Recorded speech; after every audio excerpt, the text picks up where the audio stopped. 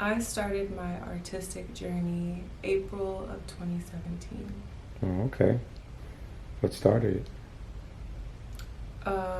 Depression. Depression started it.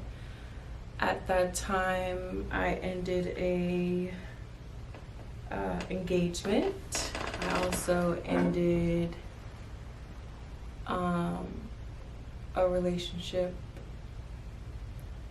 that I was madly in love with after that. And my dad's mother died. My grandmother on my dad's side passed away. And so, even though her and I weren't as close, I'm very close with my father. So, being close with my father made me kind of even more depressed. So, just a lot of depressing things were happening all at once. And it forced me to drink. And I was drinking a lot. And then one day I got invited to a sip and paint. This is when sip and paints were becoming really popular.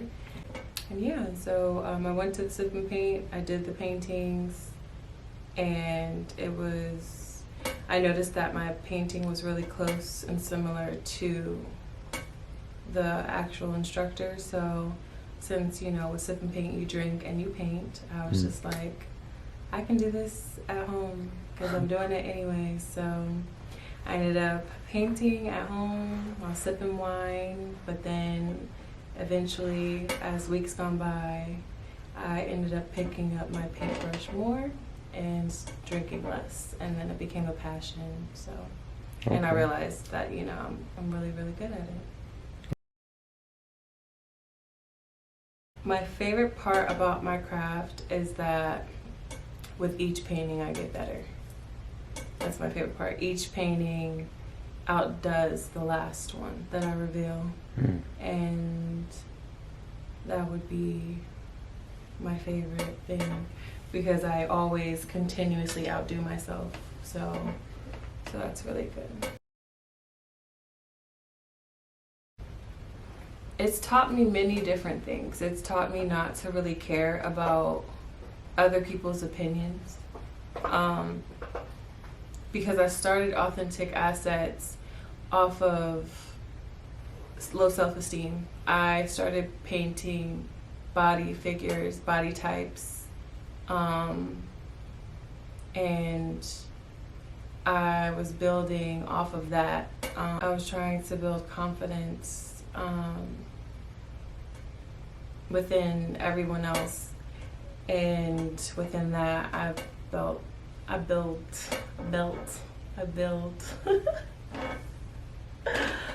more confidence in myself.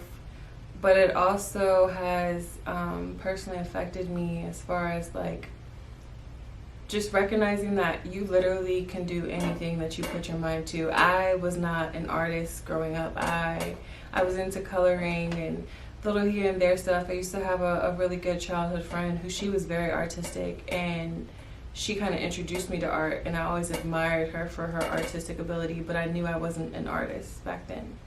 And then to go into my adult years and to discover that I actually do have a talent, that just really taught me that I can really do anything I put my mind to. It just because I didn't grow up doing it, that doesn't mean that I can't still do it.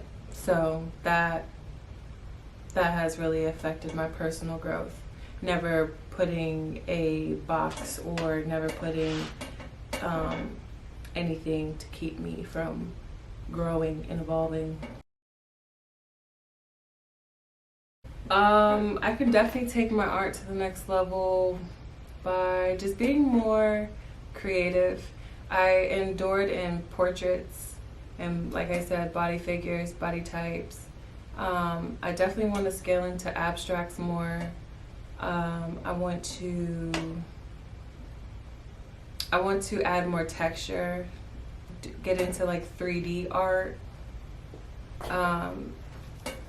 Just there's so many avenues that I could take as an artist to evolve. I'm only 5 years in, so the opportunities are honestly endless. So I definitely want to do more murals. That's definitely something that I really want to do. That me taking a leap and you know, me taking a leap and exploring that this year has definitely, like, now my canvases that you see behind me are kind of too small. I like big canvases now. I want to work on bigger spaces. So it excites me to work on bigger spaces. My inspiration, so I didn't grow up, like I said, in art. I didn't go to art school, so I don't have any traditional inspirations as far as, like, I'm sure most artists would be like Basquiat and all of these great legends in the art world. My inspiration, since I even started this art journey, is actually Whitney Austin. Whitney Austin is a Charlotte-based artist, and I've always admired her from her beginning. She, like, ever since she started painting on vegan purses, it's like really like that, and that was way back in the beginning of her journey.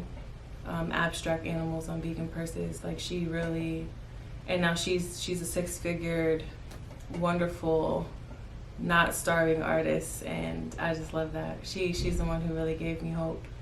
And then also Bree, her Instagram is God Taught Artist.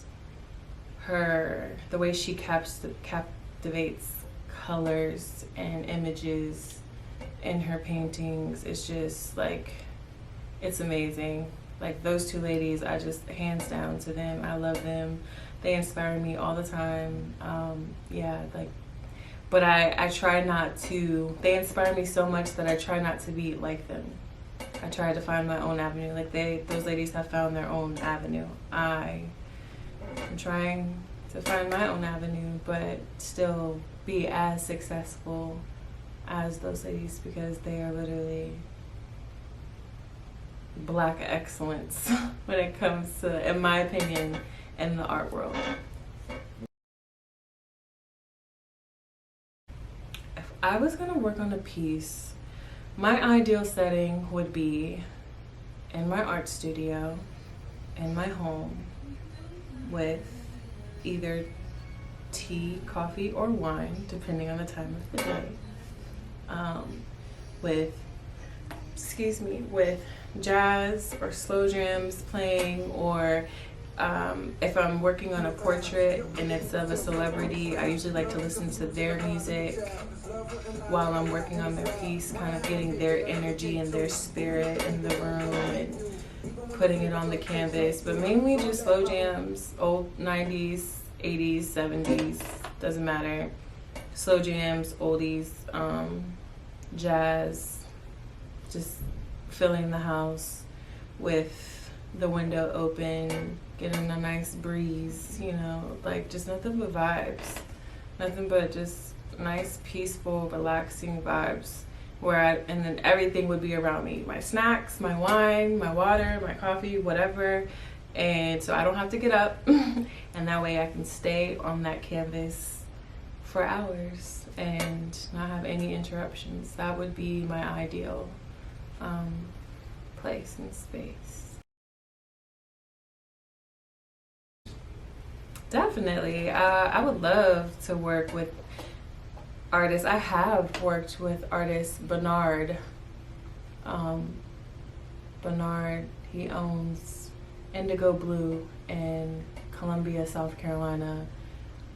He was mentoring me for a short couple of weeks, and I loved every moment of it. And we actually collabed on a floral piece and a Joker piece that he was, a 3D Joker piece that he was working on. And we were supposed to collab on many more, but unfortunately I had to move back to Northern Virginia. And I really miss those days and that time. But moving forward, I definitely would love to work with any artist, you know, I would love for us to feed off of each other's energy. Like, you know, just cultivating beautiful art feeding off of each other's energy would be great. I would love that. Yeah. I've created a lot when it comes to canvases, customs, art apparel,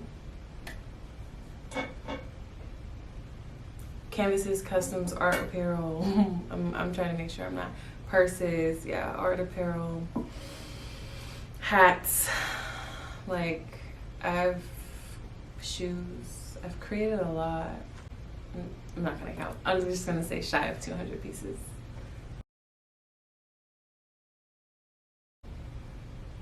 My short-term goals for this year is to definitely tackle more of my signature in my pieces, having more signature pieces where if people saw it on the internet, they would definitely identify it as my piece of work.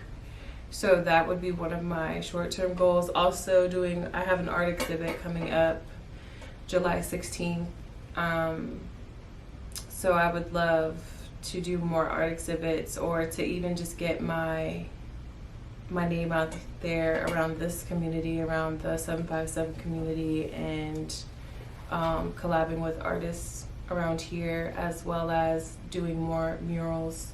Like I definitely want to tackle at least like 5 more murals before the year is over. And also having like a successful website, you know, like not just only having my art on a canvas, creating pillows, blankets, puzzles, you name it, just with my artwork on it, because I don't want people to only identify it as just a piece of canvas. My art is for everything. My art is life.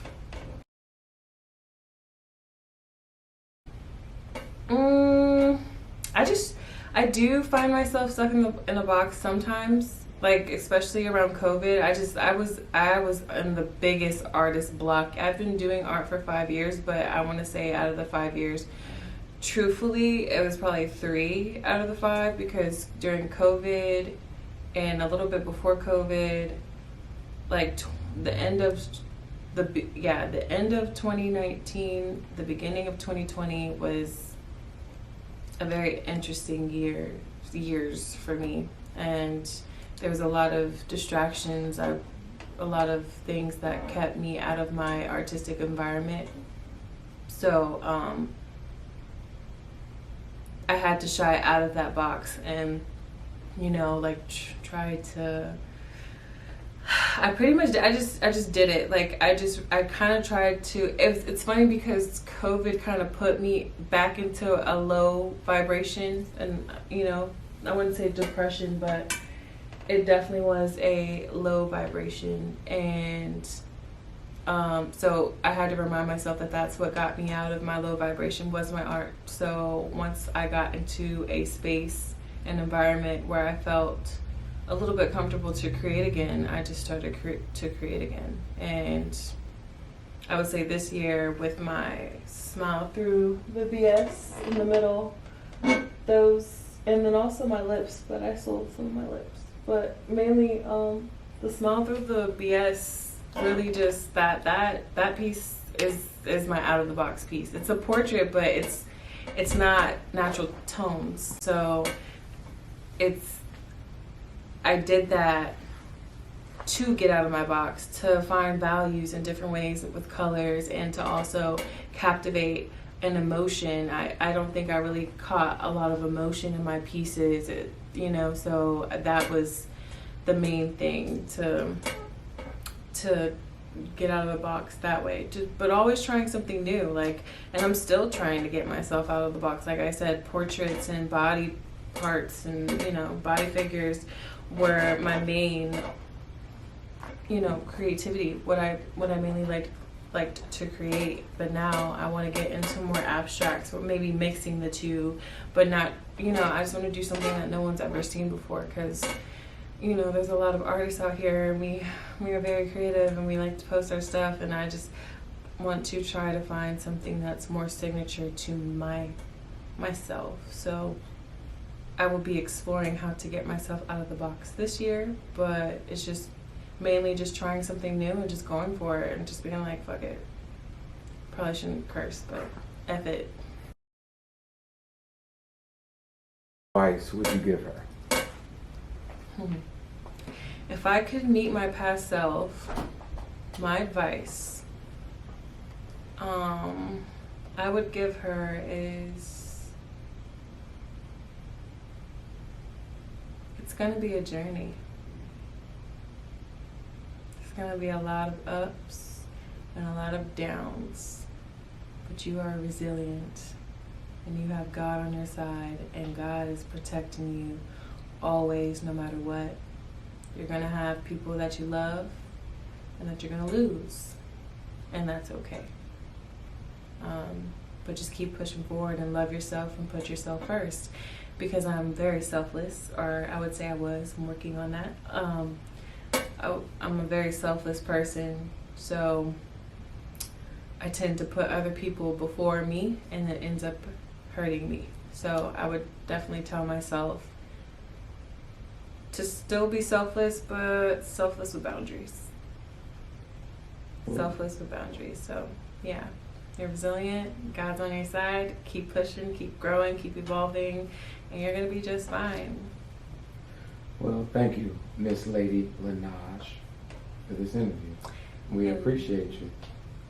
Thank you for having me. Thank you for stopping by the studio and seeing all my beautiful artwork and helping me get my story out there. I hope this was informal for my new followers and collectors. I'm really excited to see where my journey comes and goes 5 years from now.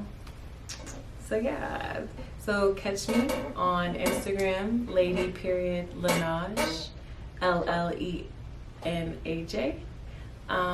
Authentic Assets on YouTube, and yeah, more to come. More details in the description. So see you next time.